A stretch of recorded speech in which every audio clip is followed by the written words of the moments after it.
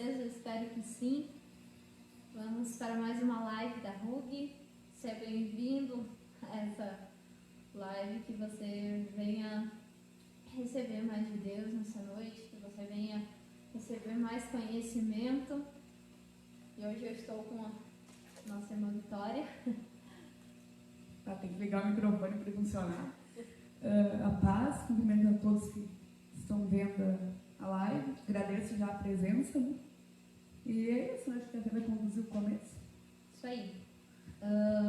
Hoje nós teremos a segunda etapa sobre aquela live que a gente estava conversando, né, sobre o princípio da igreja, né? Como a igreja começou, como que foi desde depois que Jesus partiu, o que aconteceu com o povo, como foi até os dias de hoje.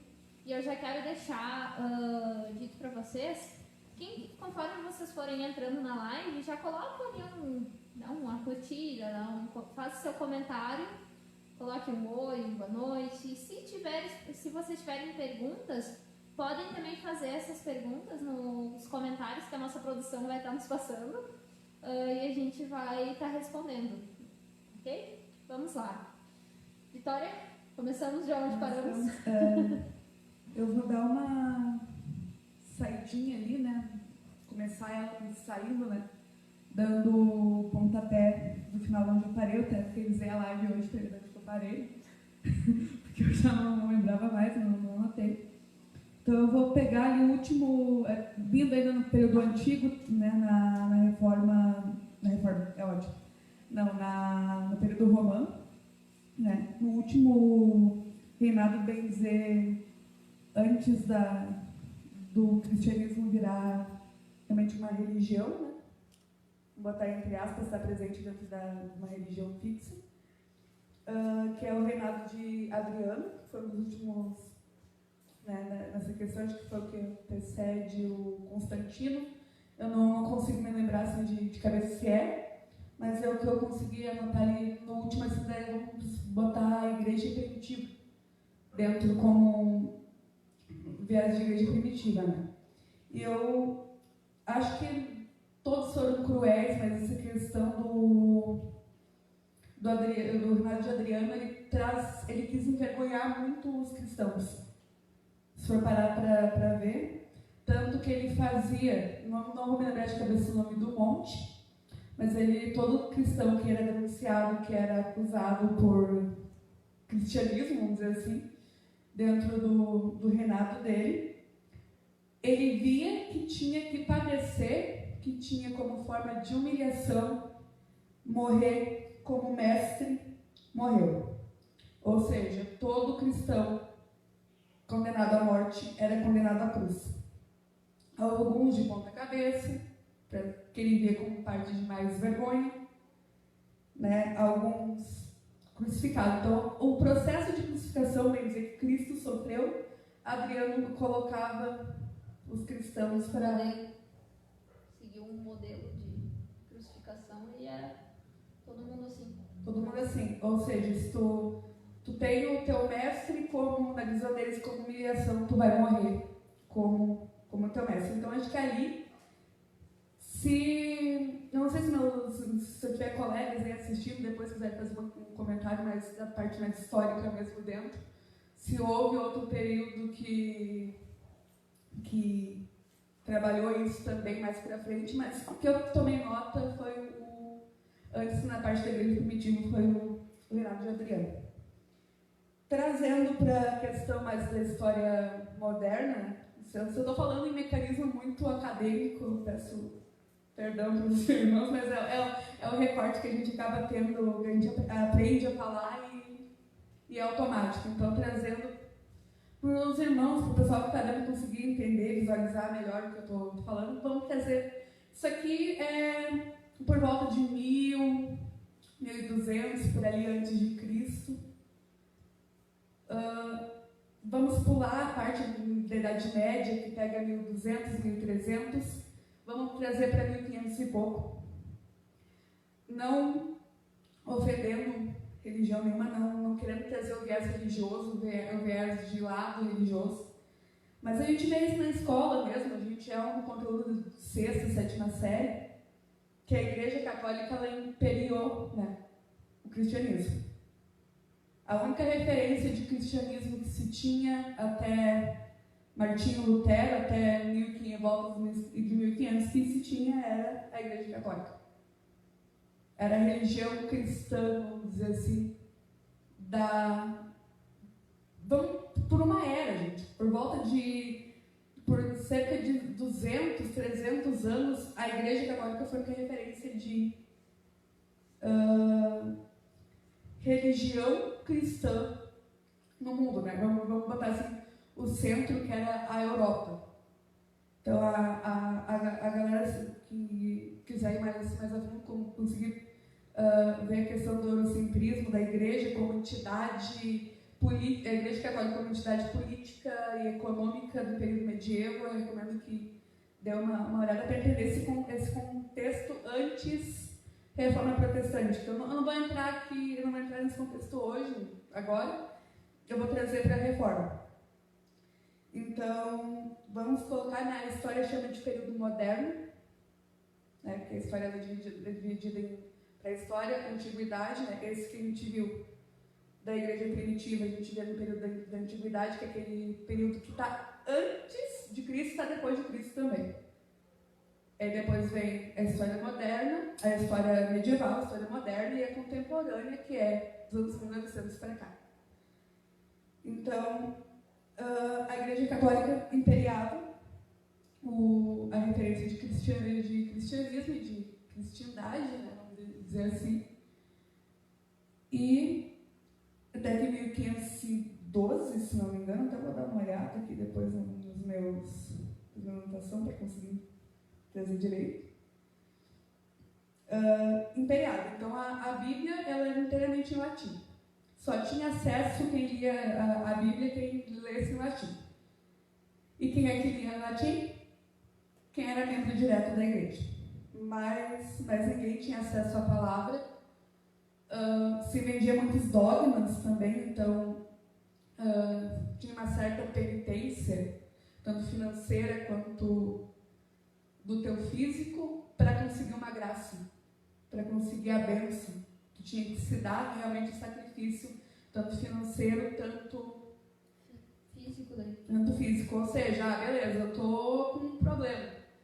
Pensa assim, vamos pensar assim, tu tá em Portugal, por exemplo, vamos pegar para te melhorar, tu tem que ir para Roma a pé. Seria uma forma de compensar aquilo que fizeram de errado. Seria quase voltar na época lá de Jesus, né? Tu pecou, tu tem que fazer um sacrifício. Então seria, em vez de animais, seria um sacrifício físico daí, né? Seria um sacrifício físico. E se acreditava também que talvez se tu morresse em pecado, teus familiares tinham que pagar para te se livrar do inferno, se livrar desse questão do purgatório. Tinha todo uma visão. Então eu recomendo a galera que não trazendo muito para cá, porque né, realmente a gente está falando de uma religião específica também. Então eu não quero trazer esse recorte, até porque para não ter imparcialidade. Mas quem quiser assim, ver mais a fundo, dá uma pesquisada assim, na religião, no cristianismo no período medieval. Então, tem no Google, é só jogar assim que... Tem a questão da parte obscura, né? Mas isso você pode pesquisar, né? Quem consegue ver. Tem uma questão sobre o Lutero, né, que eu vou falar que ele é o cara que deu o pontapé inicial na Reforma Protestante. Dizem que ele era... Não lembro muito bem a história, até porque foi transpassado por cadeira, não me lembro muito bem essa questão de moderno. Mas dizem que ele estava navegando numa tempestade. Não sei se a Fernanda conhece a história. Essa não. Porque ele estava navegando e deu uma tempestade, o barco naufragou, ele virou. E Lutero acaba se perdendo no mar, e quando ele chega em terra firme, ele é tocado por Deus para se vincular à religião, ou seja, ser padre. Só que daí ele acaba vendo algumas coisas que ele questionava muito. Tanto nas regras, quanto essa questão das penitências, tudo. A história fala que para ele era muito intrigante tudo essa questão dos dogmas e tal. E ele, como conhecedor da Bíblia, né, estando diretamente ali, tendo acesso à Bíblia, por conta do celibato, por conta do separo, ele acaba questionando muita coisa. E ele olha assim, como uma das ideias, a primeira ideia dele, vamos dizer assim, grande ideia, é como se tu é agraciado pelo sacrifício da cruz. Tu é agraciado por Deus. Por que tu tem que pagar tanto para ter uma graça? Ele já começa a questionar ali. Para que tu tem que sacrificar tanto para ter a bênção se já foi feito um sacrifício por ti? Se foi o sacrifício de Cristo, já não basta, tipo, a graça não basta, tu tem que fazer mais além da graça. Então ele já questionava isso. Conhecendo a palavra e tal, ele acaba fazendo as 95 teses dele. Eu até esqueci, deu uma radiada de não trazer essa questão de que eu tinha no outro caderno das 95 teses que ele achava de errado, digamos assim, que ele queria mudança. E a mudança maior, vamos botar assim, dentro dos 95. Tanto que eu vou trazer um pouco para. Eu acabo me atropelando, mas vou trazer um pouco do dia que ele pregou as 95 teses.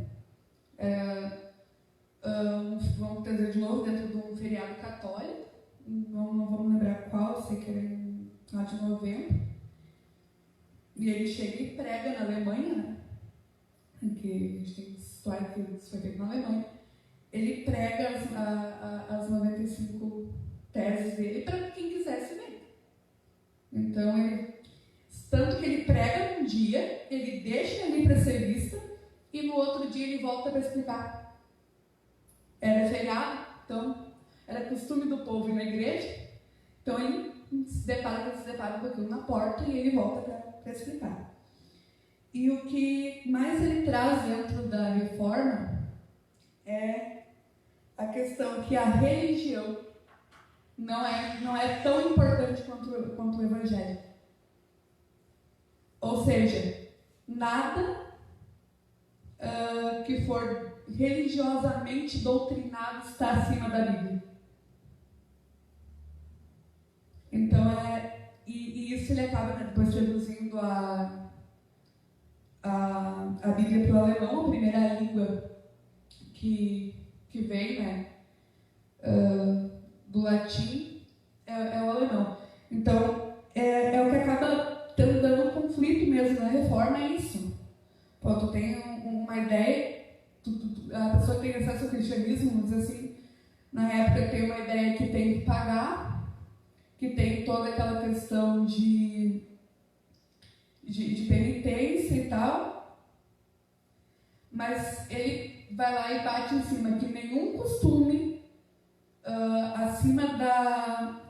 imposto por religião nenhuma está acima da palavra de Deus, está acima do evangelho, que é o que acaba batendo depois batendo de frente com os religiosos, né, que acreditavam que somente a igreja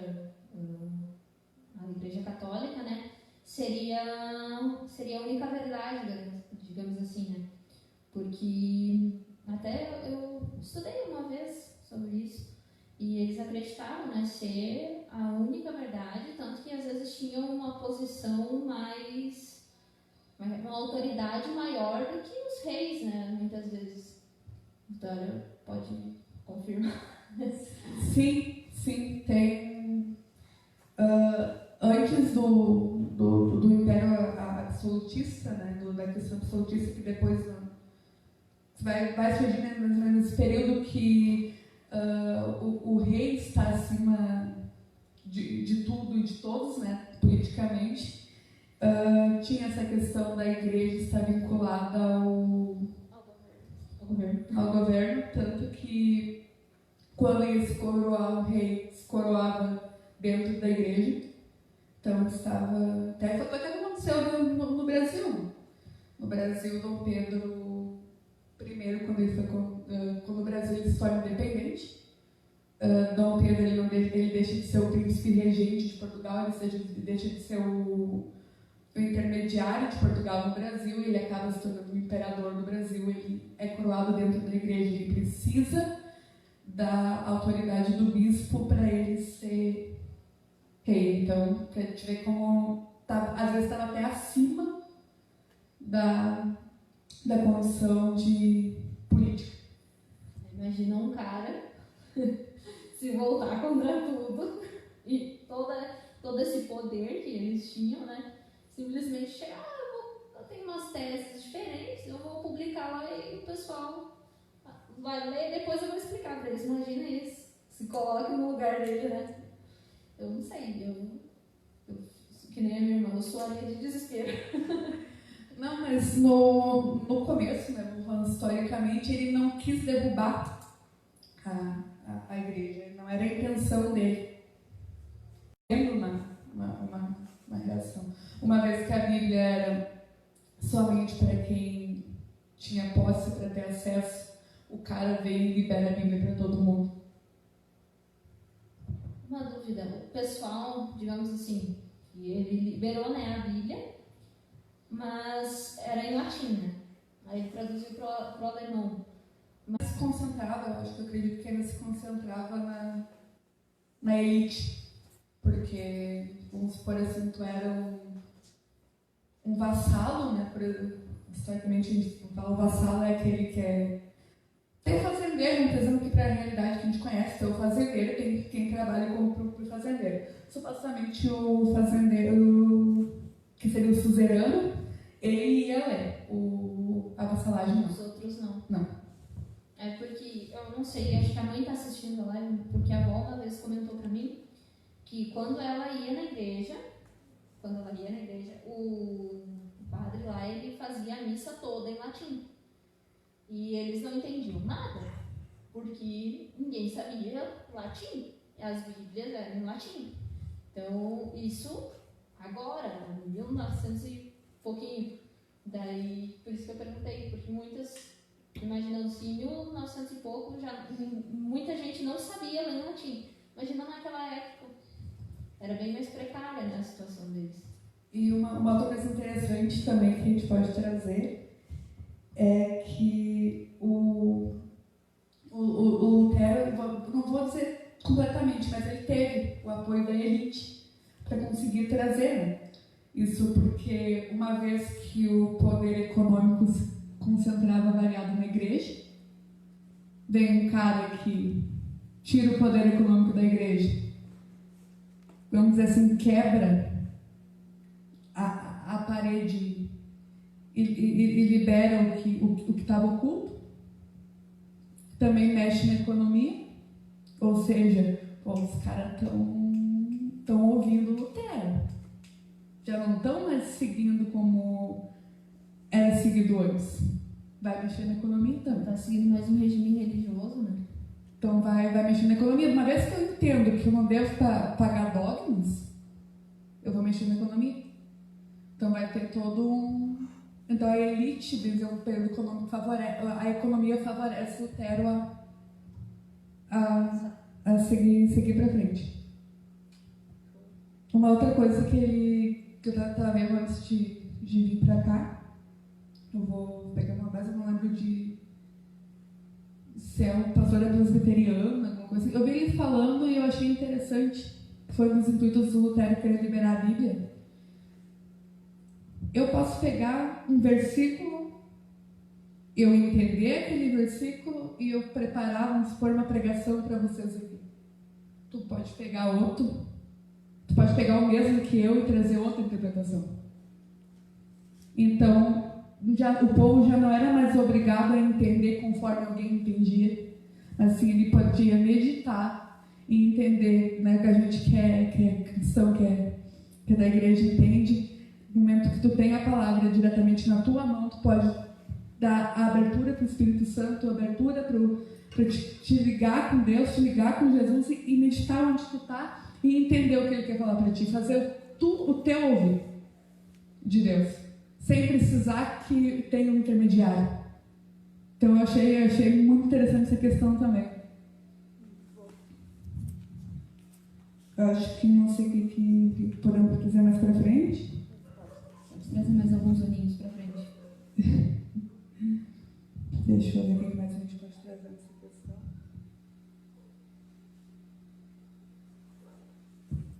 Lembrando que quem tiver alguma pergunta pode fazer nos comentários.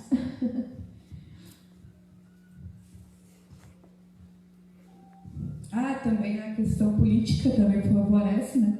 Tu falou a questão do rei. Tinha muitos reis, né? Ali já estava ascendendo o período absolutista aqui, dentro da questão política, né? Uma vez que o rei queria governar sem estar realmente preso à Igreja Católica, vamos dizer assim, ele acaba favorecendo também para que a reforma protestante siga, porque se tem alguém querendo romper e dando surgindo outros pensamentos religiosos e possibilitando a nobreza, possibilitando o poder político romper, então facilita também. Então, muitos nobres, muitos políticos, vamos dizer assim, mas não é esse o termo, muita gente da questão da nobreza, da realeza, via vantagem também dentro da reforma para conseguir romper com a religião e talvez, né, para trazer o que a gente chama de hoje de Estado laico, né, que tu domina o teu poder, mas ele não é vinculado à religião. Então, você possibilitou também dentro da... Sim, dá para entender também que os reis, né, porque, como tu falou ali, a partir do momento que o pessoal que tinha poder começou a parar de ajudar a igreja com dinheiro, né? Ou seja, foi diminuindo a contribuição, foi diminuindo, aí o rei pensou, não, peraí, se está diminuindo eu vou ter que migrar para onde está indo a realeza, porque ele ficaria, né, a convivência dele era com a realeza, né? Então ele teria que seguir o que o pessoal do poder, né, o pessoal do dinheiro estava seguindo. Eu acredito que isso também ajudou muitos reis a tomarem uma posição, né? Poxa, se a igreja está perdendo essa autoridade e agora a gente não está tendo mais, olhando para o lado financeiro, não está tendo faturamento para o rei. Ele, não, então eu vou migrar para onde está indo, né? Aonde está indo eu vou aqui. Eu acredito que esse era um pensamento dos reis, de repente. Sim, e uma vez que tu tem, vamos supor também, uma religião querendo roubar o teu poder absoluto. Ele viu uma oportunidade de fugir, né? Uma oportunidade, poxa, eu tenho poder, mas eu tenho como fazer as coisas, mas muitas vezes a igreja me priva, a igreja não me deixa. E daí ele, agora eu já vou poder exercer o meu cargo se eu lutar contra eles. Então acho que isso foi um grande aliado para Lutero, né? Para bombar esse negócio. Até achei aqui no Dr. Google, facilita a gente também, que a gente até brinca dentro da própria questão da história, né? A gente não é uma enciclopédia nem um gravador de datas, então a gente precisa pegar nossa colinha para... Então eu consegui achar aqui, né, dentro da construção teológica, né, iniciada por Martin, que até a Fernanda pode dar uma discutida também, porque ela entende, né, da razão que o pessoal também estiver aí assistindo que entender sobre essa questão, né, que são as 5 solas, vamos dizer assim, solas por conta do latim, né, de somente, né, que eu não vou ler em latim porque eu não arrisco, ainda mais ao vivo ali não. Que a primeira, né, é somente fé, ou seja, nada está superior A nossa fé, vamos falar assim, questão de regra dentro da religião, né? Nada está superior à tua fé. A tua fé consegue ir mais além do que a própria doutrina, do que o próprio pensamento de uma religião, do que a tua fé consegue ir mais além do que isso. A segunda, né? Somente a Escritura. Então, somente a fé e somente a Escritura. A tua fé se baseia na Escritura, vamos dizer assim também. Está vinculada, uma vai do ladinho da outra.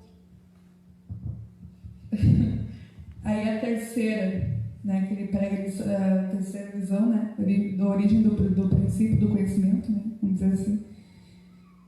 Somente Cristo.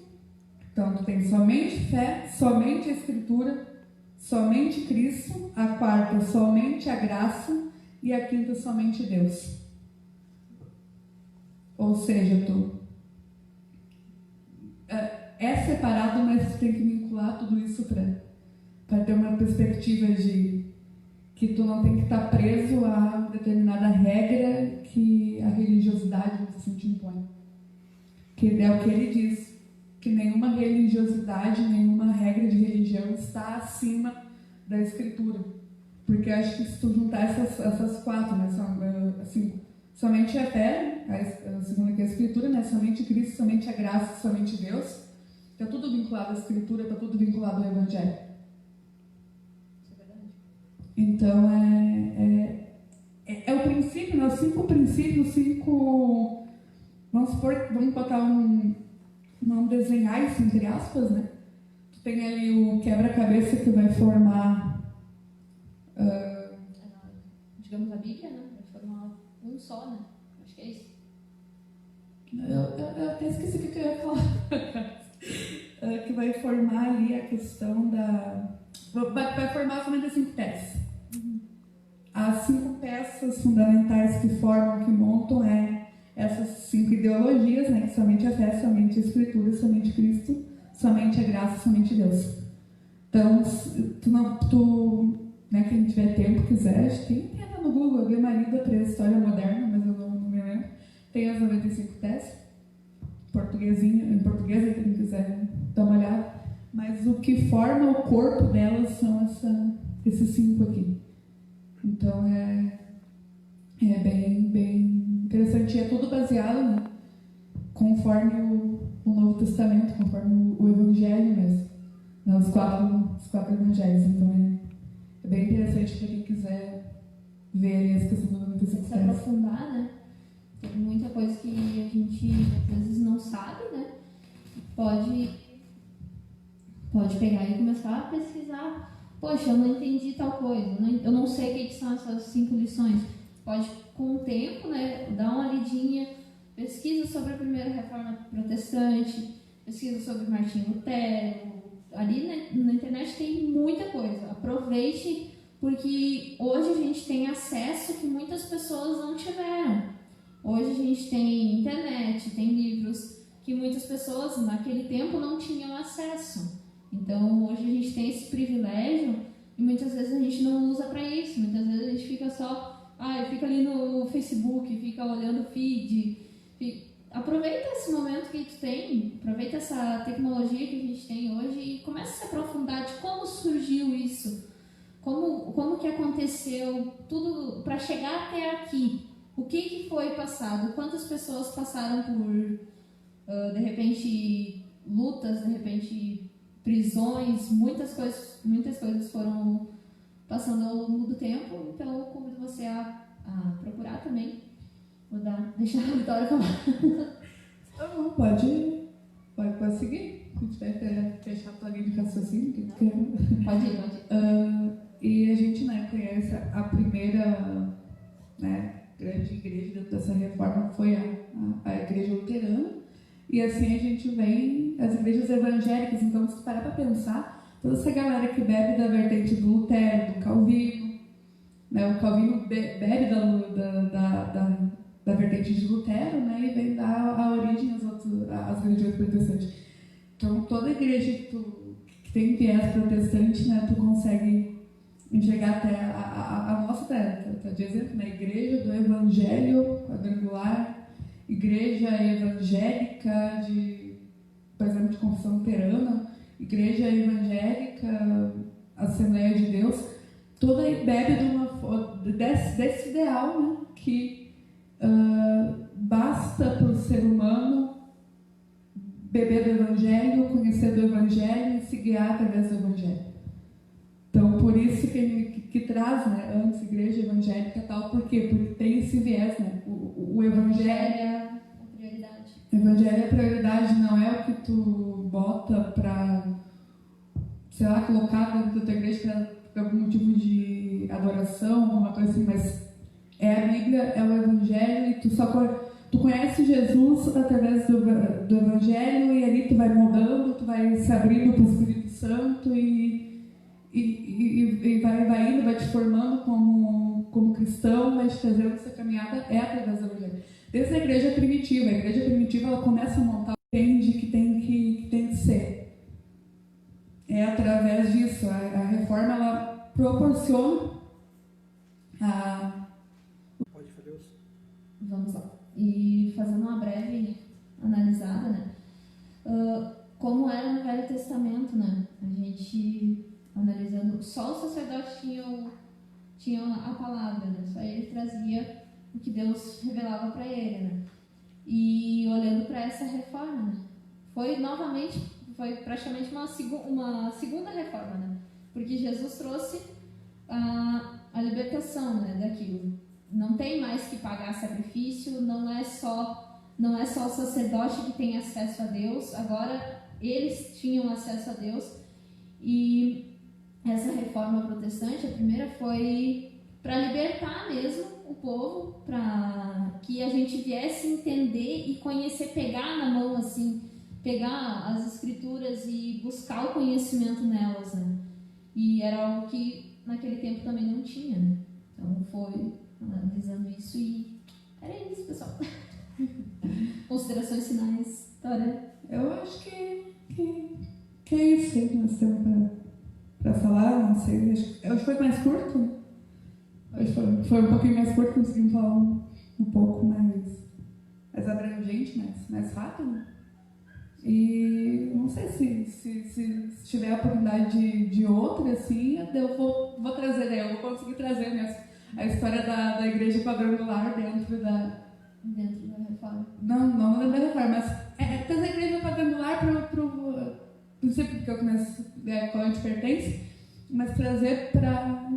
Por que a questão do hoje em dia, vamos dizer assim, da contemporaneidade, né? Com base na igreja quadrangular, que a gente tem. Toda a fundação. É uma história bem interessante, gente. Bem interessante mesmo. Eu já li uma vez o livro da Amy e é bem legal. Como fundou, como teve toda a revelação. Aguardem para a próxima live. Bom, gente, então era isso. Eu quero agradecer a presença de todos, né? Presença online. E quero convidar vocês para o culto de amanhã, Santa Ceia, né? Às 7h30 da noite. Teremos apenas um culto. Convido todos que venham usando suas máscaras. Temos álcool gel, com todas as devidas precauções, né? Distanciamento. Então, convido vocês a estarem presentes. Vamos festejar, porque a Santa Ceia é uma festa, né? Uma renovação. A renovação que a gente tem com o Senhor Jesus, reafirmando, né, que nós somos filhos dele. E era isso, pessoal. Muito obrigada a todos.